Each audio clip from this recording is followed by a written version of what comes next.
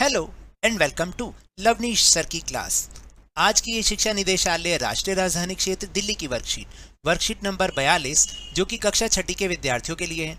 यह ली गई है सामाजिक विज्ञान के सामाजिक एवं राजनीतिक जीवन से, जिसमें हम जिस उप विषय पर आज चर्चा करने वाले हैं उसका नाम है नगर निगम के कार्य।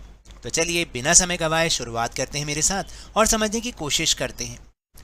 दिल्ली के पंजाबी बाग इलाके में इतवार का दिन था, यानी रविवार का दिन था, जब माला और उसके साथी रेहाना, जसप्रीत, रश्मि, भावना और पिंकी की गली में क्रिकेट खेल रहे थे। यानी ये सब माला और उसके साथी जो कि रेहाना थी, जसप्रीत थी, रश्मि थी, भावना थी, और वो सब पिंकी की गली में क्रिकेट खेल रहे थे। जसप्रीत ने एक शॉर्ट बॉल फेंकी। भावना ने इतनी तेजी से बल्ला घुमाया कि गेंद ऊपर गई और गली की ट्यूबलाइट टूट गई। सब बच्चे चिंतित और परेशान थे। पिछले हफ्ते उनसे निर्मला मौसी की खिड़की टूट गई थी, जिसको बदलने के लिए अपनी जेब खर्च से उन्हें बहुत से पैसे देने पड़े थे। क्या अब दोबारा जेब खर्च के पैसे देने पड़ेंगे? लेकिन पैसे देंगे किसको? आप भी सोचिए। गली की ट्यूबलाइट बदलता कौन है? आखिर ये प्रश्न तो आपके मन में भी आएगा ना। मान लो स्ट्रीट लाइट, जिसको हम स्ट्रीट लाइट कहते हैं, गली की लाइट, वो आपसे टूट गई। अब आप पैसा देना चाहते हो, लेकिन दोगे किसको? तो आखिर ये बदलवाएगा कौन? तो चलिए इसी प्रश्न का उत्तर जानने के लिए हम अगला प्रश्न करने का प्रयास करते हैं। तो देखिए कि यही प्रश्न है कि क्या आप इन बच्चों को बता सकते हो कि गली की ट्यूबलाइट बदलवाना किसका काम है? तो देखिए, गली की ट्यूबलाइट बदलवाना नगर निगम का ही एक काम है। फिर इसके बाद है, माला का घर सबसे पास था। चारों भागकर माला के घर गए और उसकी माँ को सब कुछ बता दिया।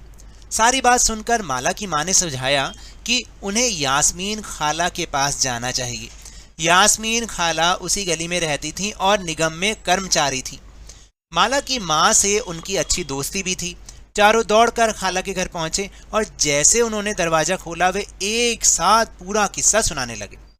उनका सवाल सुनकर खाला बड़े जोर से हंस पड़ी और बोली, कोई एक व्यक्ति नहीं है जिसको तुम पैसा दे सकते हो। यह एक बहुत बड़ी संस्था होती है जिसको नगर निगम कहते हैं।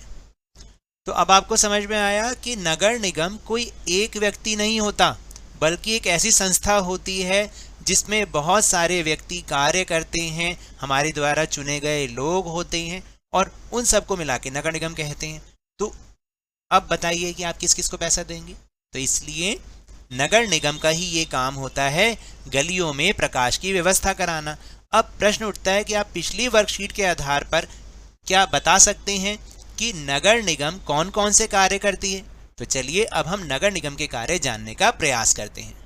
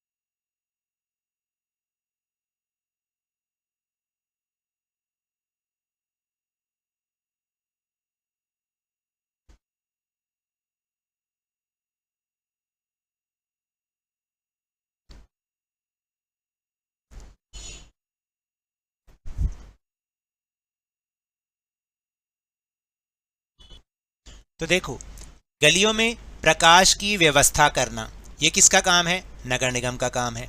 शहर की साफ सफाई का कार्य, ये भी किसका कार्य है? नगर निगम का कार्य है। जल आपूर्ति तथा जल निकासी की व्यवस्था करना। कई बच्चे पूछते हैं जल निकासी क्या? जल निकासी का मतलब होता है तो जो गंदा जल होता है वो नालियों के जरिए नाले तक पहुंच जाए, इसकी व्यवस्था भी कौन करता है? सीवर आदि की व्यवस्था कौन करता है? नगर निगम करती है। और घरों से कूड़ा इकट्ठा करना, घरों से कूड़ा इकट्ठा करने का काम भी किसका होता है? नगर निगम का होता है। और आजकल आप देखते होंगे कि गलियों में कूड़ा इकट्ठे करने वाली गाड़ियां आती हैं जिनमें एक विशेष प्रकार का हॉर्न लगा होता है, जो कि जिससे पता चल जाता है कि कूड़ा आपको उस गाड़ी में ही डालना है। तो है ना, ये सब कार्य नगर निगम के हैं। अगर इसके अलावा भी आपको कुछ और नगर निगम के कार्य पता है तो वो भी आप लिख सकते हैं। छोटे कस्बों में नगर निगम को नगर पालिका कहते हैं। तो माला बोली, यास्मीन खाला, मुझे बड़ी उत्सुकता हो रही है कि ये फैसला लेता कौन है कि पार्क कहाँ बनाया जाए। चूंकि शहर का आकार तो बहुत बड़ा होता है, इसलिए नगर निगम को कई निर्णय लेने होते हैं। इसी तरह शहर को साफ रखने के लिए बहुत काम करना पड़ता है।